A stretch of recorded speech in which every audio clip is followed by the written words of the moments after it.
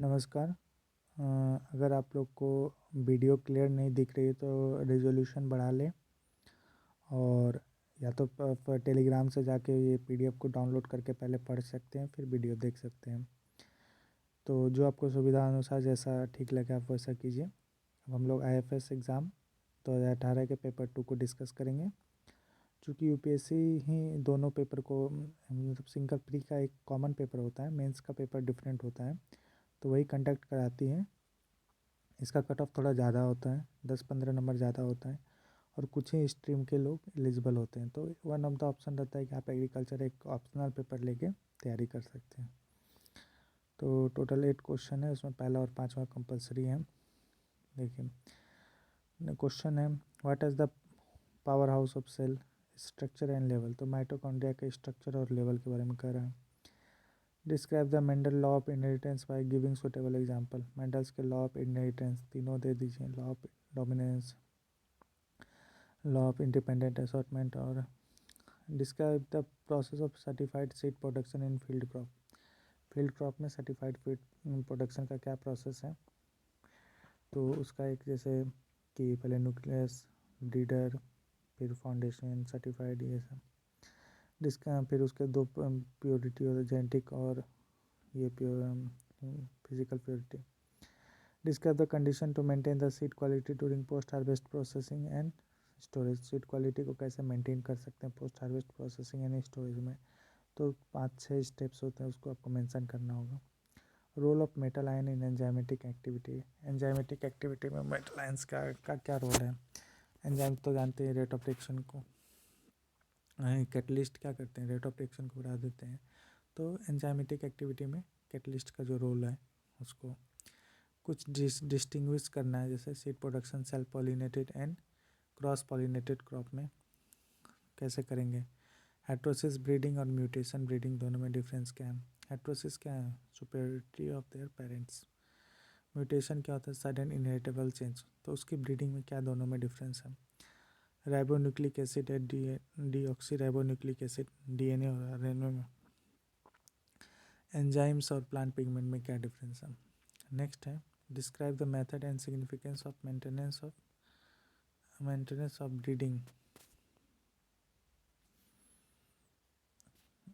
इन seed production system. क्या क्या method है और क्या सिग्निफिकेंस है ब्रीडिंग सीड प्रोडक्शन सिस्टम में। C4 plant are more water use efficient compare to C3 plant, explain by citing example. जैसे C4 प्लांट शुगर कैन ये सब है, वाटर यूज एफिशिएंट ज़्यादा होता है, हाई टेम्परेचर को टॉलरेट कर सकते हैं ये सारे।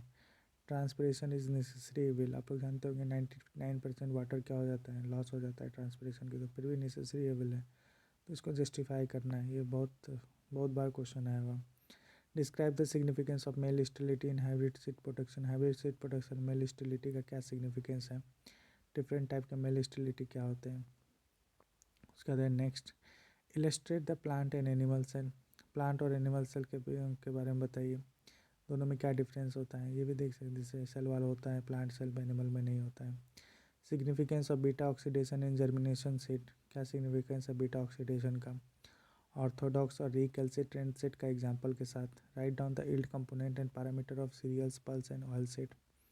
क्या क्या यील्ड कंपोनेंट है। नेक्स्ट है, discuss the process of minimising the pesticide residue effect in vegetable.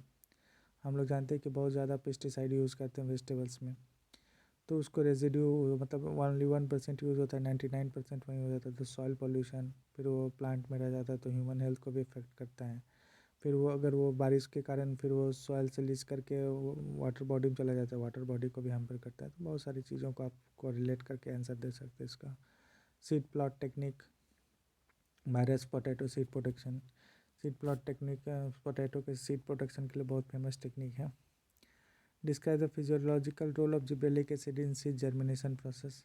Seed germination प्रोसेस में जिब्रेलिक एसिड का फिजियोलॉजिकल रोल क्या है, जैसे सीड जर्मिनेशन कैसे हो रहा है। Mango malformation, importance of carrot and guava in human nutrition.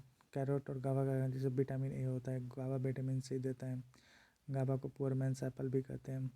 ठीक है, अब एक क्वेश्चन है, मालाथियन का 50 hectare of flower crop 800 litre per hectare, तो कंसनट्रेशन क्या होगा, 0.01% है। तो problem involve in marketing of vegetable and fruit, तो वेजिटेबल का अलग कर दीजिए प्रॉब्लम और फ्रूट का अलग। वेजिटेबल क्या होता है, टेंडरनेस होता है, तो ये मुश्किल से 5 से 7 दिन होता है।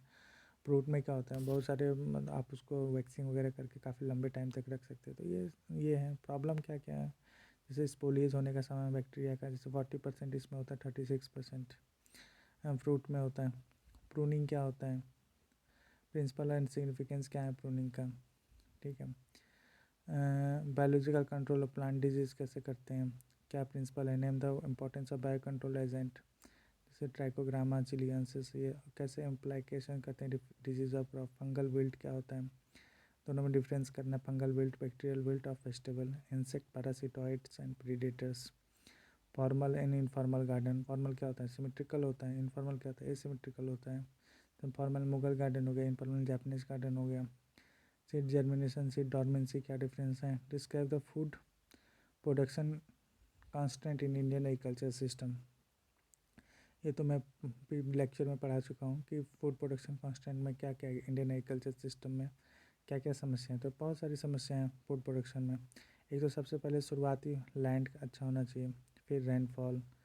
पहले मतलब आप अलग अलग पॉइंट को लेके लिखिए कि मतलब फील्ड लेवल पे क्या है, फार्मर लेवल पे क्या है, इंस्टीट्यूशनल लेवल पे क्या है, तब आप इसको ज़्यादा बेटर आंसर कर पाएंगे। Mention the important storage paste, insect pest of pearl cereal and their management practice. Describe the principle and method of post harvest management of important fruit, ये मैंने पढ़ा क्या क्या होता है, ये सारी चीज़ें हैं। ओके, आप इस पेपर को क्या कीजिए कि आप लोग प्रैक्टिस कीजिए।